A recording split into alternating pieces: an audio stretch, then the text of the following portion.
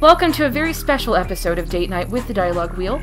Tonight we're throwing away the normal format and the typical antics to discuss something far more important: harassment in the community and, more specifically, how to weather the storm. We've been seeing a definite spike in our community lately, with creators and developers coming under fire in serious ways. So let's talk. Tonight it's just me, Chachi Bobinks, and my special guest, the extraordinarily brave Brianna Wu, head of development with giant Spacekat. But before we talk about how to handle harassment, let's start from the beginning. That moment when you decide to speak your mind and reply to that first comment or make your first tweet or post or whatever it may be. I think a lot of people are afraid of engaging. They think, I've got an opinion to share, but I'm afraid that Gamergate or MRAs or whatever the applicable opposing party will dogpile and I'll be in the thick of it immediately. How important do you think it is to put these fears aside and talk, or better yet, how do you judge if it's a good idea to talk in the first place? Well, before I start that, let me just thank you for having me on this podcast. I really appreciate that. So, a lot of people don't know this about my background. But, I grew up in Mississippi. I was adopted, and then in the early 80s, my family kind of moved me to the very deep South, Mississippi, which was a community I didn't really gel with ever. And something that really drives me psychocognitively is that background. Because growing up, I probably don't have to sell you on the idea that Mississippi is a state kind of wrestling with sexism, homophobia, blatant racism. And I saw an immense amount of this growing up. One example is, when I was in primary school, my parents enrolled me in a private school, and they kind of had an unofficial policy not to allow Black people to attend. And later they enrolled me in a school where that was a formal policy. And I was too young to understand any of that evil, but it always kind of boiled under the surface of everything in Mississippi. So, for me, kind of all my life growing up, I would see all this evil around me, like people being amazingly racist, justifying the Ku Klux Klan, or segregated proms, or using the N-word casually. And it was just, it really pressured me to see people unwilling to call things out due to social pressure. Because in Mississippi, if you kind of stand up against that, you're going to be shouted down as loud as you can. And what I think is so sad and strange about the tech industry is it's the exact same thing. Yeah. We have a culture that's amazingly antagonistic to women here. And in that same way, if you try to talk to a Mississippian, it's hey, the Confederate flag is hurtful to a lot of people. Maybe that's not the best symbol for an identity because of these reasons, and you'll get screamed at. In that same way, there's kind of a willful ignorance to kind of look at the reality of gaming. So I realize it's tough. I realize it's not easy. You certainly don't have to sell me on the price that you pay in speaking up, but I think it's important. I think really great moments come from people when they kind of step up to a challenge, So I guess that's not a happy answer, but that's really how I feel about it. Yeah, I agree with you. I came from a very, very religious background. And yeah, my religion that I was raised under is a very patriarchal religion. In fact, that term is used to describe somebody's place within the religion. So there's a lot of emphasis on we're pro-male and the women are there to create the babies that help us in heaven or whatever the case may be. Yeah. Yep. So when I decided to first start speaking out, that's where I came from. So I tend to talk about, feminism and women's rights and things like that more than anything, because I think this is a problem that's affected me and I don't want it to affect other people. Exactly. Yeah. And it's, a lot of the time we talk about the cost of speaking up. What is hard for me is to imagine the cost of not speaking up. One of the things that really pressured me to kind of be more vocal about this was seeing my friend Samantha Allen bullied out of game development. I thought she was one of the best writers in the entire field. And to see people just attack her and emotionally terrorize her until she quit, that made me very hurt and angry. And I can't imagine, if I just chose to stay silent there. I don't know what that's like for other people, but that would be the true cost for me. So, do you kind of feel the same way? I think people are like, well, if we're talking to the people who don't care, we're not going to change their opinions. But I'm like, but what if we do, What if we do change their opinion? Or better yet, what if we educate that person, maybe a fellow woman or what have you, who doesn't understand what's going on here, and we help empower her, and that's going to help her out in her life, both online and in real life as well, I have to say something about that, because I understand there's this argument that you can't change minds by talking about this, but I don't know how old you are, but I'm in my mid-30s. And in the 90s, when I was in high school, in the mid-90s, when I was in high school, gay rights were on fire. And that's a breaking point for that. And every single day there was like, well, it's okay, it's a choice, and just like going through all the motions. And here we are in 2015. It is no longer socially acceptable to be a homophobe. And I don't know if those people, I know there are people that have changed their minds. And change is not easy. Change is, tumultuous. It's very difficult. It's loud. It's cantankerous. And the truth is, like, to make this kind of progress, you kind of have to have a fight sometimes, Exactly. That makes me think of like the civil rights movement. They didn't get past segregation by not ever discussing it, and just happened on its own. That isn't how people work. That's excellent. Couldn't agree more. Where did you grow up, by the way, if you don't mind me asking? I am from the Austin area. When you talk about Mississippi, I'm like, yeah, it's pretty much where I grew up. I guess. Yeah. I remember seeing that. The small town that I was in was a segregated town, even though it was, the 80s. I'm 31. But we had parts of town where people weren't allowed to live there if they didn't fit this very specific criteria, if they didn't work at this one place and have this certain amount of money and they were white. So. Yeah. No, I'll never forget, like, going to the liquor store, like my mom going to the liquor store, and she turns to, she turns to someone in the car and goes like, I just really wish the blacks would stay on their side of town. And it's like 1,000 comments like that. It's shocking that someone could think like that. But that's, it's just the way some people process information. And sometimes they just don't know better. They were raised to think that way, and it isn't like, or at least I like to think that there are people who will say things like that and feel that way, and it's just because that's the only way they've ever heard it, and they're like a megaphone of their past. But those are the kind of people that I think we can reach out to and change their opinions and let them understand, or help them to understand, rather, the way that things should work, and help them to be more socially aware. Absolutely. You're not going to tell me people have not changed their view on gay rights in the last 15 years. You're just not going to convince me of that. And I think as we're going through this very difficult time in games, because, for me, it's a war every single day. And I don't know if you read this week about what happened to us in PAX East, but, it's horrible.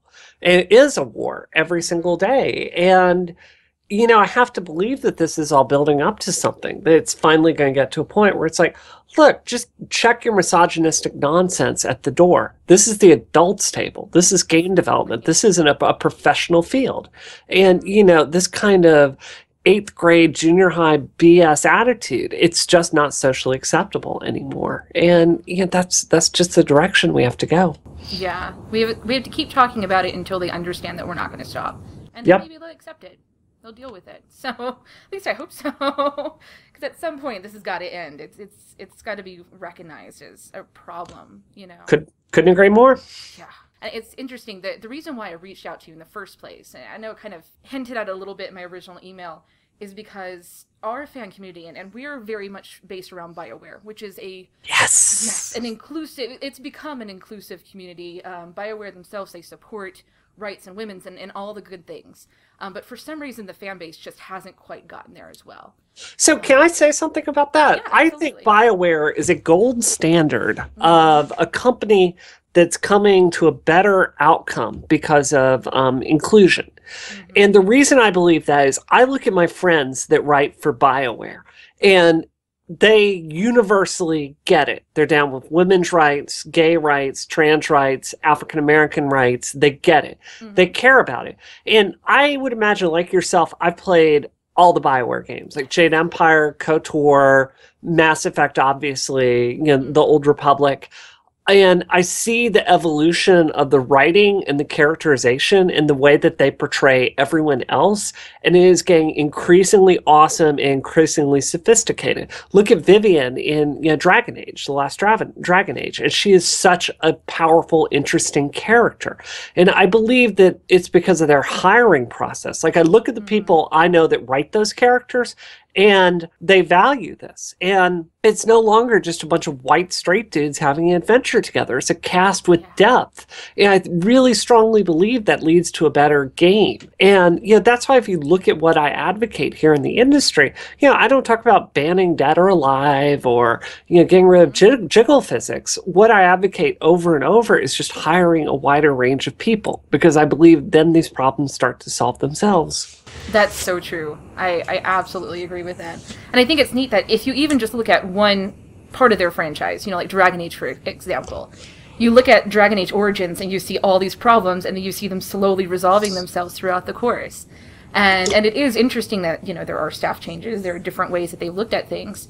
But, that's just fascinating to me, how somebody's saying, hey, maybe we shouldn't do this thing because that's a problem. And they're like, okay, right. Let's fix it. Right. Yeah, or putting women in power in their games. I think it's really interesting when you think about it. Some of the most high-ranking people in Dragon Age 2 and DAI were women, like Knight Commander Meredith, like the Empress of Orlais.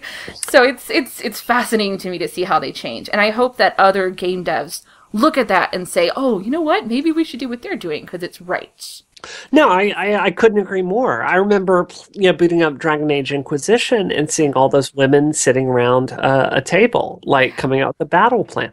That was a really emotional moment for me. And I was playing that and I'm like, wow, this is what, straight white dudes must feel all the time when they play, because it's that kind of empowerment for them. And I just, I think it's a real problem when you look at the game, with the game space. If you look at what I do professionally, like right now I'm working to expand my company on the VC scene. There's actually an 8-page article that's coming out in the ink soon.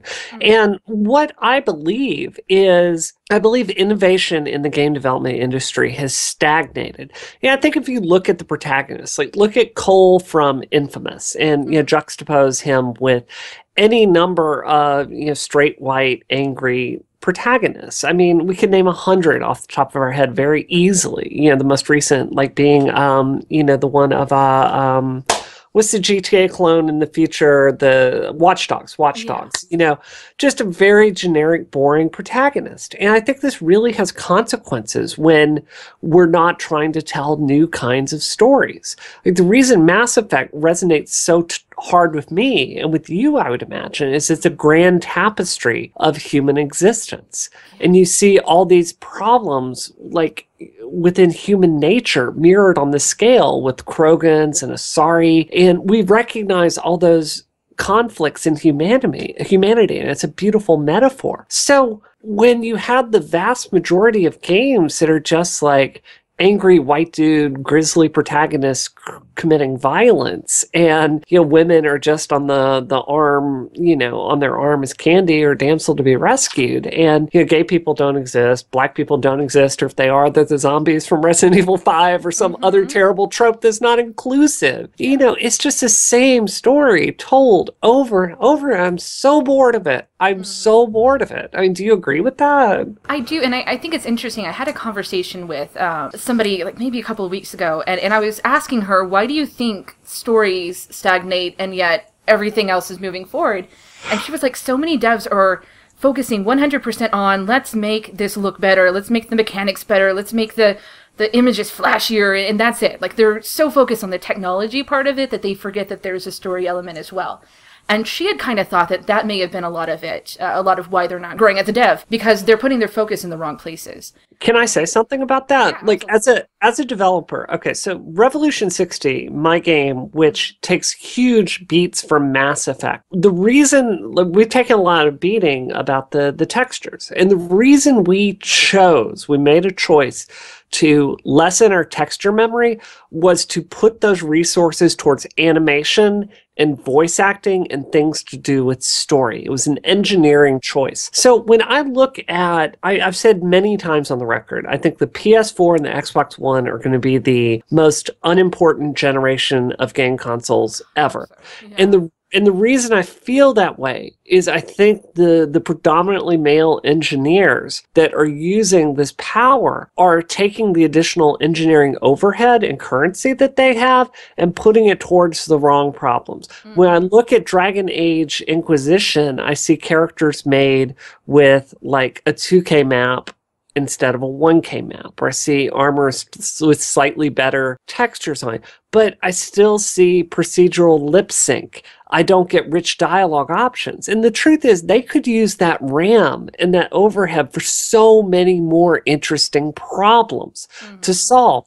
Fluid dynamics, better AI, more dialogue choices, like richer conversations, and they're not. And the reason is, if you go to GDC, what you run into is male engineers, in my experience, predominantly prefer a cheap technical fix for social problems or things that are emotional problems. Like a famous example I use is lip syncing. Even in DAI, the lip syncing, very often as I play it, it doesn't feel connected to the character. And I have these beautiful performances, but it sometimes feels disconnected because I watch the lips move. You know, this is because they choose to just have like a computer program like figure out and roughly guess where all these lip movements are going to be. And that's a choice that game dev makes over and over and over. And they kind of prefer to make it look prettier, but not really think about the emotion behind it. And that's where I believe that hiring more women, you know, bringing more people into the fray with different perspectives and different priorities, I believe it leads to a better outcome. So then I guess the question lies, if they do that and they do bring in more women, how do we keep them in this kind of environment? I think that's $1 million question, yeah. I wouldn't want to. I mean, mind you, I'm media. I would never be the one coding anything because it's not going to turn out well. I'm going to be the one talking about it. Right. But I can't imagine being like, oh, let's go out for this job in the industry and possibly become the person who's harassed and doxxed next. Yeah, it's brutal. And, you know, one of the things... You know, there are so many friends I have that work at companies, and they talk to me, and they're like, you know, these are women that work at Bioware or, you know, any number of these companies, and they talk about that. Like they often have chosen not to speak up on Gamergate, even though they're privately horrified by it because they're terrified of what happened to me happening to them. I want to be really clear here. The game industry is effing brutal for women in ways it doesn't understand. It happens at every single level.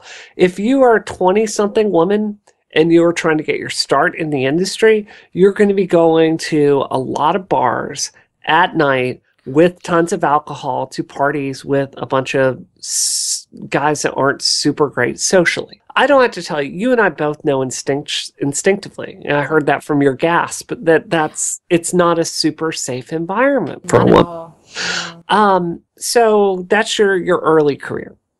When you get into the field, you know, if you're beautiful, you're going to be like, people are not going to think about your talent. They're going to be thinking about your looks. You're going to be funneled towards certain specialties within the game dev world, you know, and even as you get older, like I feel like so much of the time we concentrate on what happens to women when we're in our 20s, because like the problems that happen later are worse, in my opinion. I choose to be a non-parent, but a lot of friends that are my age, you know, they do have children. You know, someone has to, you know, perpetuate the species. And, you know, as women get to be in their 30s, I think you can look at game development and see how brutally it treats parents of, you know, either gender, particularly women, though, because we don't get support in the workplace. It's very, you know, it just doesn't respect us or work for us. And, you know, if you make a woman choose between her child and crunch, you're going to lose. And then you get into ageism with 40s and 50s. And it's just, you know, everything along the path is kind of a big, you're not welcome here sign for women. And it's pointing you towards the door. God, that's just crazy. I think about the Weeks from Bioware. They're like my favorite couple people force ever in the entire planet, and they both work for BioWare, and they have kids. And I wonder, how does Karen do that? Because you see 60-hour weeks towards the end of a game, and even though you've got an editor and a writer there in that couple, I just think, how do they make that conscious decision to not be with their kids during that amount of time? I'm a parent. I have trouble going to the store without my kids and not freaking out the whole entire time. Right. And I think it's interesting, just this last week, you were talking about how you, at your company, at Giant Spacekat, you allow people to bring their children with them into the office. Of course I did. As a burden. And I wanted to kind of bring you to an aside on that one. The first time I ever talked to you was when you were talking about that same subject. Maybe May of last year. One of my friends was talking about how they think that when you work at a place where a woman is the one in charge, that they should definitely be a little bit more cognizant of the problems of the working mother. Yeah, and I had talked about how I worked at a place where we were told pretty often, if your family is above your job, we don't want you working here. Oh, that's terrible. Yes, and I remember you had replied to it, and you were like, I would never do that to a person. No, of course I wouldn't. But that's a reality. It's... Well, I think there are multifactorials here. I think, can I speak freely? Like, something that bothers me is, listen, if you look at my Twitter feed and you look at the way I kind of address problems, I think you're very rarely going to see me attacking women or saying anything negative about other specific women. So I just want to be really clear here. Like, I support all women, period. But I think that a problem that I increasingly see is, I think women that kind of came from a different generation, generation that's like a little bit older than you and I are, I think that they were raised in a situation where they're kind of the only girl in the office. And I think often there are really competitive attitudes from a different era that they can have. I think this really comes through when you look at how some women treat other women with children. And it kind of comes down to, like, I had it tough and you're going to have it tough now too. And I think that's just really destructive. I hated the way parents get played off of non-parents. It's the stupidest, most detrimental argument in the world. Like, I choose not to have children. That doesn't mean I don't support you 1,000,000,000%. And what I see is, I see the way mothers are systematically devalued by our society. And when I look at the women that work for me, 2 of them are moms, and they work so hard, and their product is just, they're 10 out of 10 employees. And if I have to give someone a morning off so they can take the kid to the doctor and they put in a few hours on Saturday, that's not a burden. That's called being a human being. And it makes me, I don't understand why the rest of our industry isn't awake to this. It is truly baffling to me. That's so true. And if you allow that person that, the flexibility there to where she can take care of her kids when she needs to, and she can work and make up the time and do things like that, not only is she going to be getting her job done, but she's going to be getting it done with this gratefulness that you're not going to find anywhere else. I am now valued by my company, therefore my input is going to be so much greater because I feel important. I think that's worth noting. Me as a mom, if that happens to me and my employer is like, yeah, you can take some time off, just make it up, I now feel like I have a place in this company because you have acknowledged my struggles and allowed me to work through it. And I hate to tell you, game dev is not, it's a two-way street. It is, okay? Like, game dev is not like working at McDonald's where you need someone in a line at X, Y, and Z time. That's just not the industry we work in. You have jobs, you need to get tasks done within a reasonable amount of time so there's not task dependency. If you want to work with people, that respect is a two-way freaking street, okay? You cannot treat people like garbage, like slaves, like automatons to go do stuff for you and get good work out of them. They're going to hate you, and it's going to come through in the product. It's not good for the team. It's not good for communication. It's terrible all the way around. And this stuff is so obvious to me that I don't know why the rest of the industry doesn't get it. It just baffles me. It makes me wonder sometimes, kind of on that note, and reflecting back earlier what you were saying about not attacking women and things like that. one thing I've gotten in trouble with on Twitter is that I have the opinion that we as women should support each other, just period. That's just what we should do. We have enough people attacking us, everything we try to do, you know, regardless of what it may be, unless it's inherently wrong, we should just be there for each other. Yep. And that's an opinion that tends to draw out a lot of your MRAs who are saying, oh, well, what do you know? How do you feel about that? I think they should shut up, but I don't care. I mean, I don't care. Look at C.H. Summers. You know, this is a really good example. You know, the quote-unquote factual feminist. You know, her views horrify me. I think she's I think she's completely, terribly wrong. But if you look at my Twitter, I don't spend time tweeting like, ooh, look at this terrible tweet that X, Y, and Z made. You know, there are plenty of women in the industry that I just don't agree with philosophically. But my attitude is like, look, even if I don't agree with them, we've got all these forces out there against us. And this is something I think it's inculcated into women so early. And I don't, like, do you remember all the competitiveness from junior high? And it's just so god-awful. And I think we're inculcated and tricked at a very young age to treat each other as competitors. And I think a famous example of this is parents and non-parents. There's so much stuff out there playing us against each other. And it's just absolutely ridiculous. Like, if you get some family time off at your job, I don't know how that's anything but a win for me in the long run, because it means women are being respected. And I think like we gotta stop attacking each other. You gotta realize what the problem is. It's not each other. I mean, it's so interesting. There was a study that came out recently, and this really affected my mind. If you look at what I talk about, I don't get into political points of view. So this is not a political statement. This is a fact. If you look at where people agree on issues, a liberal woman and a conservative woman actually agree on more issues than a liberal woman and a moderate man do. So I think that we all share a very common perspective. And even if we disagree on A, B, or C, I think that there's a certain humanity that we value with each other. There's a certain truth that we have. You know, I'm sure if I sat down with you, there are certain life experiences that we share and we understand. Absolutely. And I think a lot of it can also be, when it comes to people opposing you, this kind of showboat culture that we've got online. Yeah. If I have an opinion and it varies, I need to put this on the biggest platform possible. And that could feed off the competitiveness a little bit. Yeah. I think people need to realize that there is a such thing as private dialogue. And if you don't agree with somebody and you want them to know, DM them, send them an email, message them, call them on Skype. You know, you don't have to make everything a big show, because then other people think it's okay to do that. And then they think it's okay to then attack this person that you're talking to because you've now identified them as a problem in your opinion. And that's kind of where I at least feel that a lot of online harassment starts. Yeah, I agree with that. I agree with that.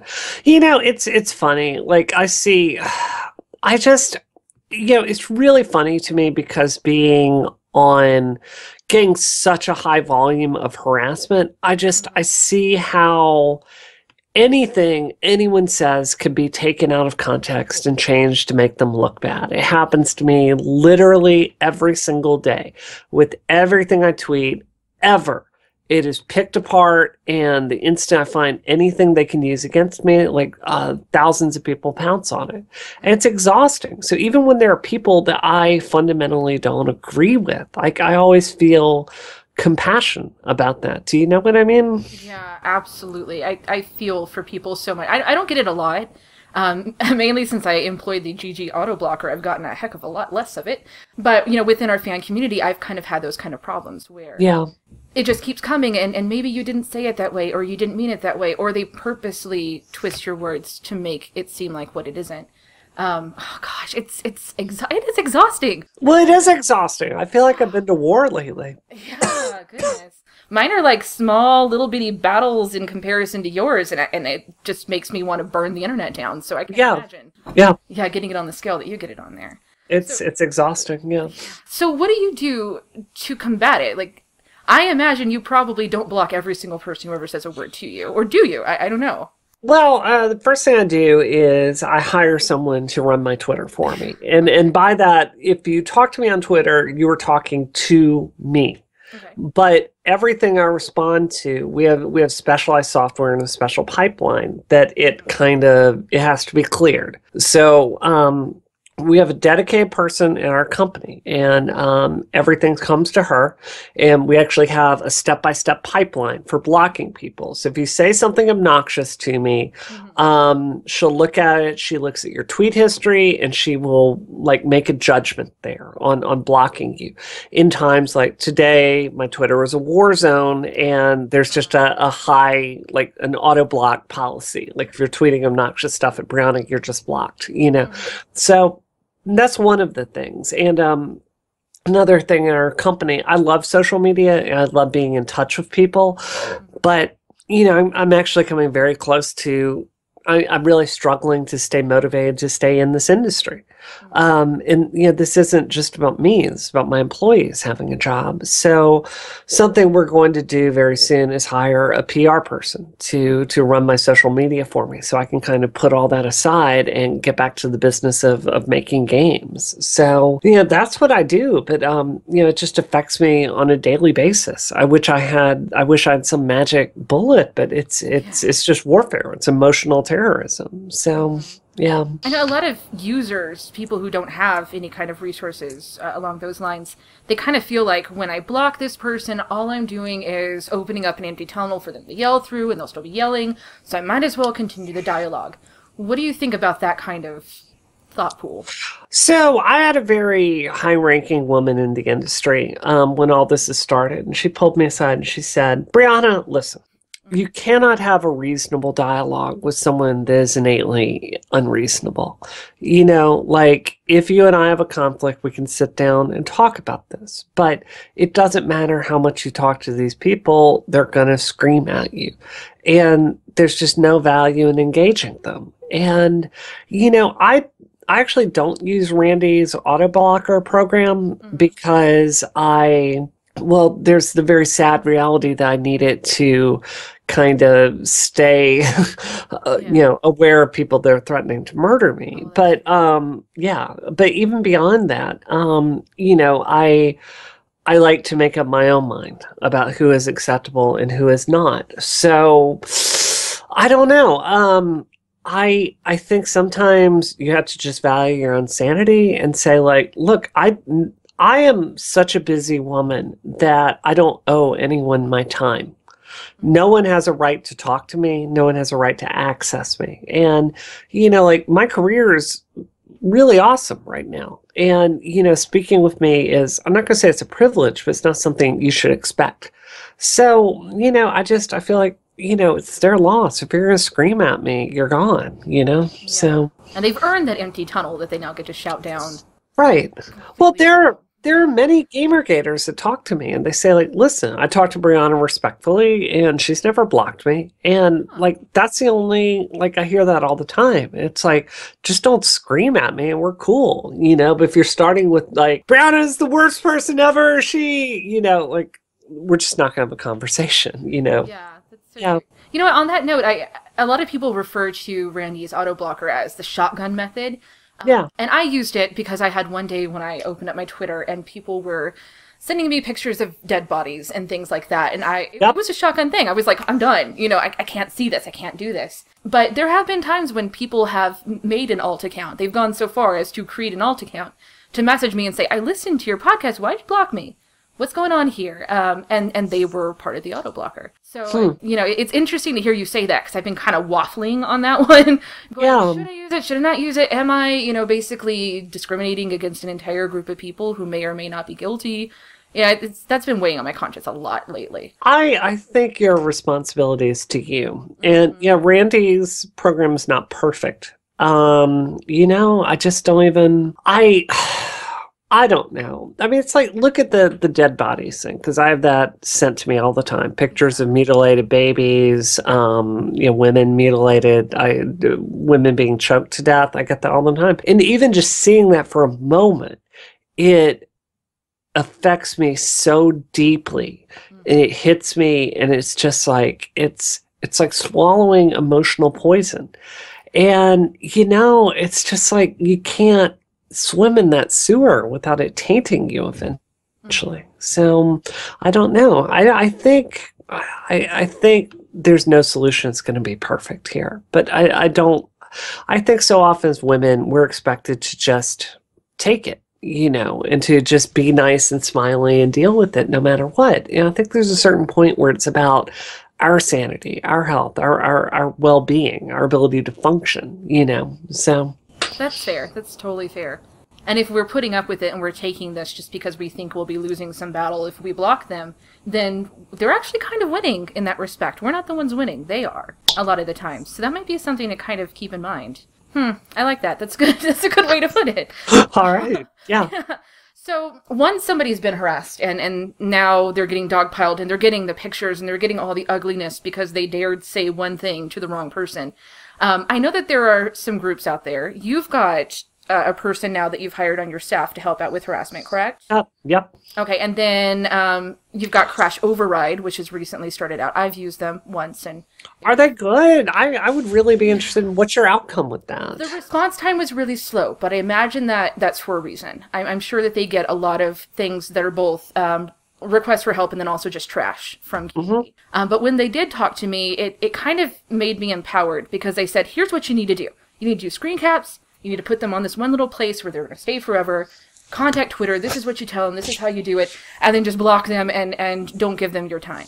Yeah. And prior to that, I had been really legitimately freaking out. I'd spent like maybe 5 hours sobbing on Skype to a friend. Oh. Yeah, it was horrifying to me. But whenever I got that email from them and they told me what I could do, instead of everyone telling me what I couldn't do, which was defend myself or speak out, it really kind of shifted the way that I felt. And I...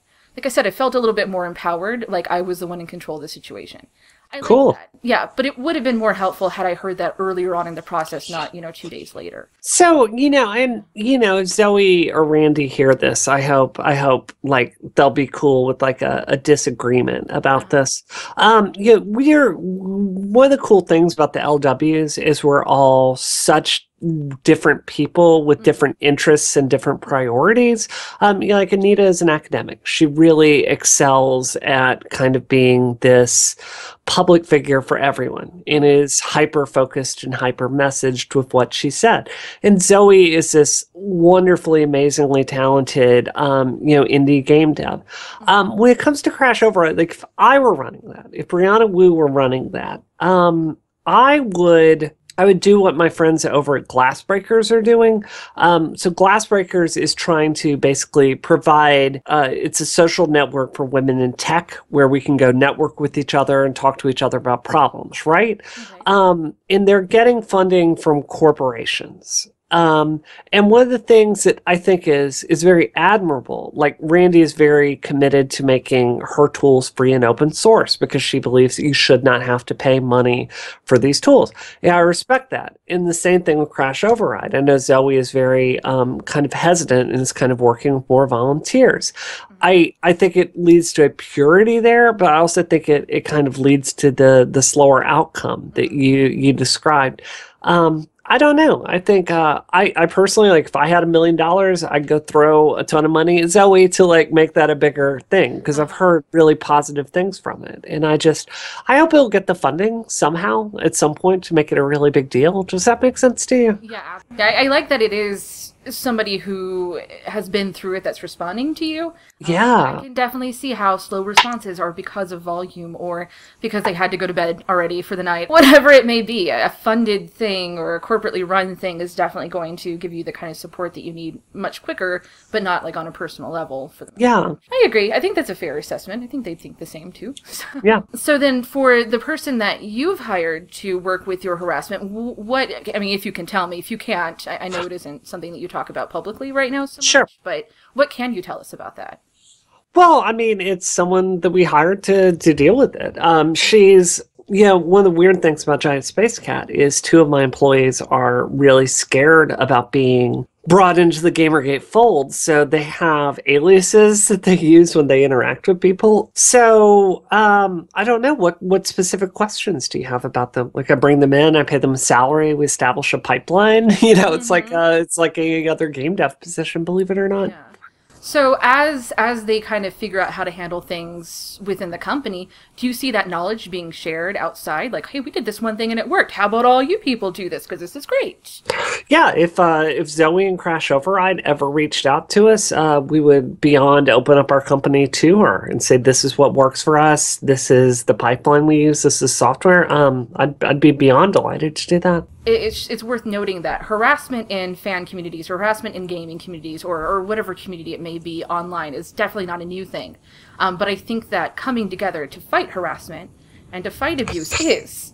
So I kind of feel like a lot of figuring out how to do this really is just throwing noodles at the wall till one of them sticks, and then we can tell each other, oh, I did this thing and it worked by me using this one tool, or me using this one website to remove all my data, or me doing this other thing. This stopped these people from harassing me. So do you kind of agree with that? That we're still feeling out how to combat this craziness, or?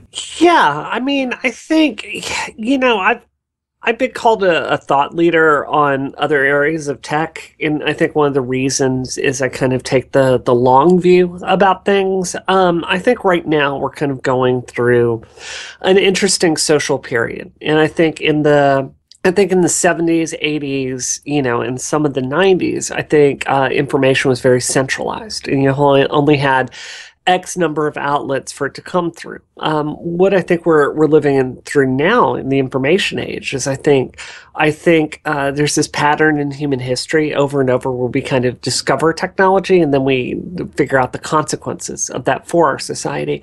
So I think what we've had now is there's no filter. Anyone can get an opinion. Anyone can touch anyone. Anyone can say anything. There's no editors. There's no censorship.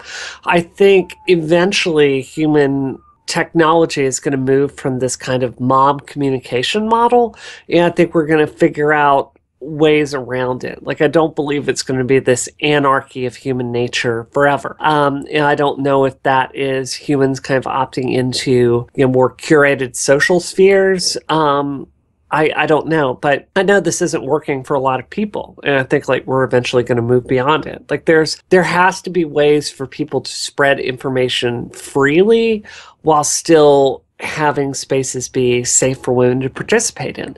And yeah, this is something I really feel strongly about.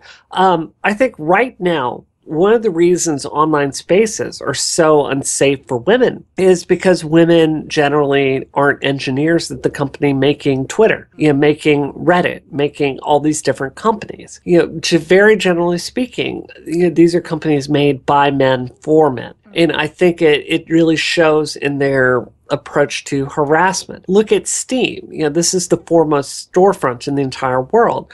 Look at their laissez-faire approach to the unbelievable amount of beyond unfair harassment that my game got. They just frankly didn't care. So I think as we're moving forward, I think as women in tech get more power, I think that we're going to kind of demand different standards for ourselves, because I think right now our voices just are not heard. Until the day when we all come up and just take over, then I think we'll be good. I would settle for us being half the seats at the table. I think half the population are women, and I think we should be half. I think we should be half of the people making these decisions. I think that's fair.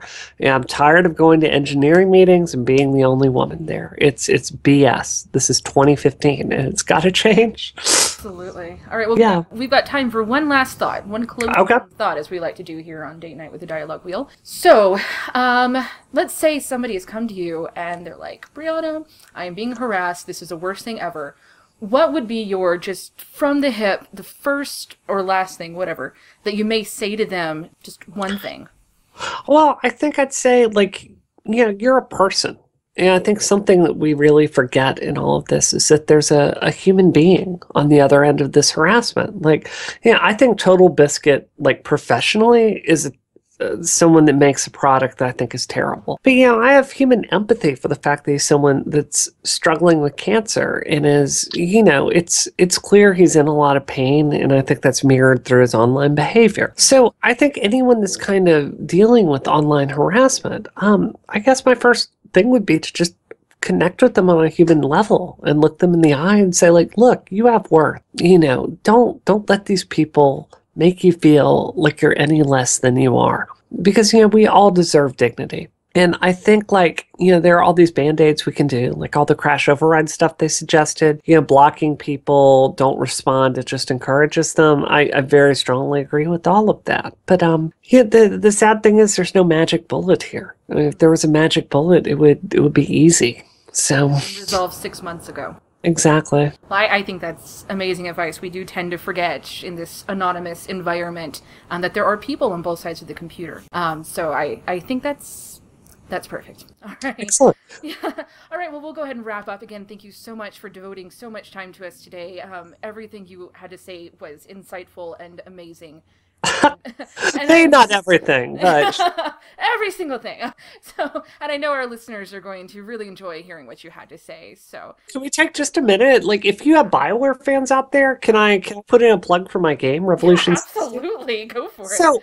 So I would love to spend, because so often people ask me about Harassment and not my job. So I would like to say this. Yeah. Revolution 60 is a game that I am the biggest Bioware nut out there you're going to find. But we took the dialogue wheel and we took a lot of the mechanics of a Mass Effect game and we made some different choices with our game. One of the things that really bothers me about Bioware games is they kind of require you to min-max certain characters or certain attitudes like, Renegade or Paragon. And we tried to do something where it's more about each decision and you feel free to make decisions overall. So if you like choice-based games that are about story, I hope you'll play our game when it comes out to PC very soon. Hey, that's what I'm waiting for. I'm waiting for PC and then I plan on streaming it if I can.